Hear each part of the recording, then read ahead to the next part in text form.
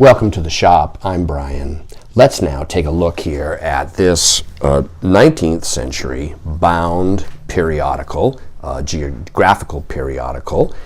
It is a famous work. It's Petermann's.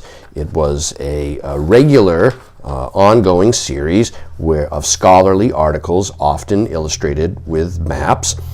This first one here, in this bound volume, is 1879. And it has to do with the production of gold and silver around the world. Here we see different, like Perthes and Australia and the United States.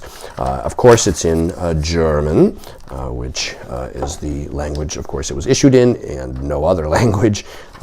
And so there are several works in this volume, and this is the first one. With it, we have these what appear to be hand-colored charts, like so.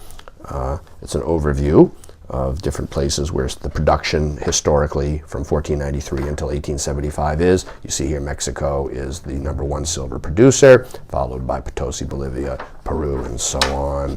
Then we've got this chart here, like so. It folds open like this. I won't do it because this little inset tab here, like that. And then here is yet another one, like this, right here. These are all hand-colored.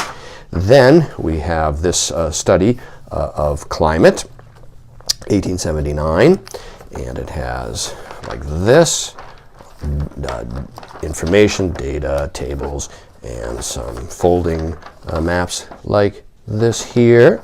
These also are lithographed this is lithographed color, I do believe, on these. Although it actually, I'm looking closely now, I actually think, no, this is, I would say, yeah, no, this is hand color actually right here. So this is original hand color. But I think the key article in this volume is this one on this famous trail that's in Japan, the Nakasendo Trail, 1880. There are 3 maps in this. It's by this Dr. Rein, and I'm going to show you the 3 maps because they're hand colored. And they show the Nakasendo Trail from here, Kyoto or Otsu or Endo, like this. And here is the trail path that leads along, like so. It's all hand-colored.